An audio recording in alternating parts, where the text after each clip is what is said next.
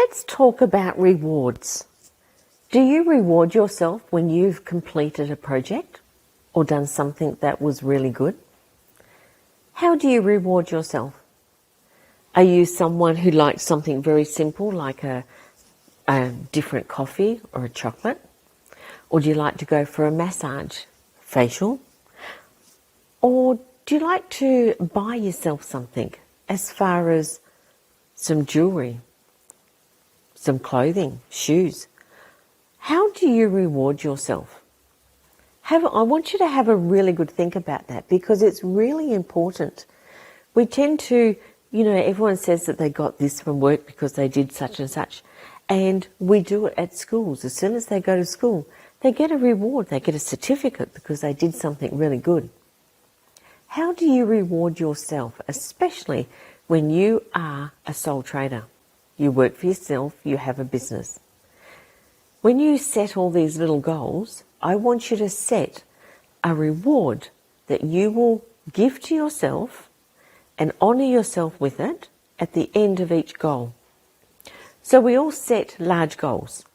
You break up that large goal into little goals to get there. If you didn't, it's like driving. I'm in Perth, so it's like driving from Perth to Adelaide. Yes, you can do it in probably 2 days straight. But do you get there feeling good, or are you tired? So you break up the trip. You stop, you sleep somewhere, either 1 night or 2 nights. You stop and have something to eat. You walk around the car, you get some exercise, and you reward yourself and have those little moments all the way through. It's exactly the same with setting yourself business or personal goals.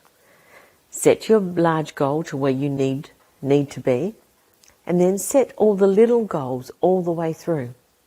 When you've reached that, make sure you reward yourself. So when you set those little goals, write down how you are going to reward yourself. Obviously, with the first little goal, you're not going to reward yourself with an expensive watch. It needs to be right for what the task is. So you start out little. It might be getting a facial, getting a massage, might be playing a round of golf that you haven't been able to do for a long time. Whatever it is, you do that. And then you increase the rewards as you get closer to the end goal. Once you get to the end goal, what have you set for yourself or your staff? Is it something that you'll go on a trip together? You'll go on a weekend away so that you can all get to know each other? Will it be going overseas for a holiday? Will it be purchasing something major for all the staff? Whatever your rewards are, make yourself accountable to actually accept the reward. A lot of people find that really hard, to be able to accept a reward for themselves, and they justify it. Oh, I actually really needed this, and I thought I'd get myself that. No, you say, I bought this to reward myself because I achieved ... It's really important to do that, because what you're doing is you're telling yourself that you've done a good job. If the project didn't come out quite the way you liked it, that's okay. You still reward yourself because you got there. And then it's just tweaking at the end. Often when we get to a project, and it's a big project, things will happen along the way that will often change the end goal. So with those little changes, we need to actually make sure that we achieve those changes, that we adapt them in, and then you change the rewards that you get at the end. So when it comes to rewarding, reward your staff. How often do you reward your staff? Do you buy a whole lot of movie tickets and give them a couple of movie tickets every now and then? Do you buy vouchers for Bunnings or Myers? Depends as to what their preference is.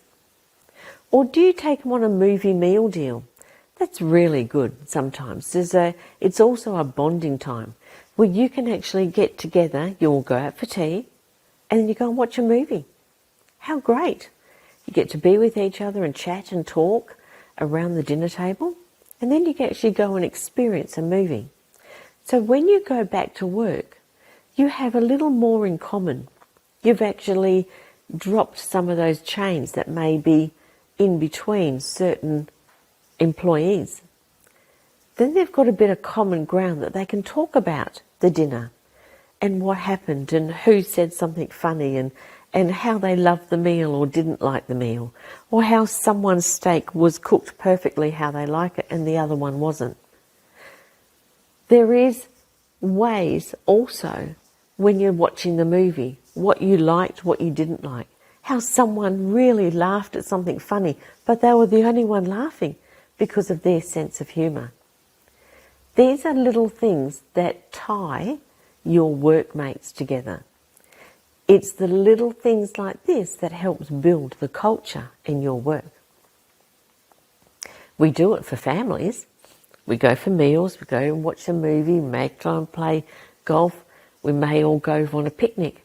Do the same with your workmates. Do the same for your employees. It's so important. So on that, I want you to go away and I want you to plan your rewards for your staff, for yourself, for your family. Make it happen. Set the dates, set the timelines, work out what it is that they all really want. Okay, off you go. Go and set them now. And trust me, you will feel great rewarding yourself, your family, and your workmates. I'm Kerry Hort-Rowe, and my business is Brain Thinking.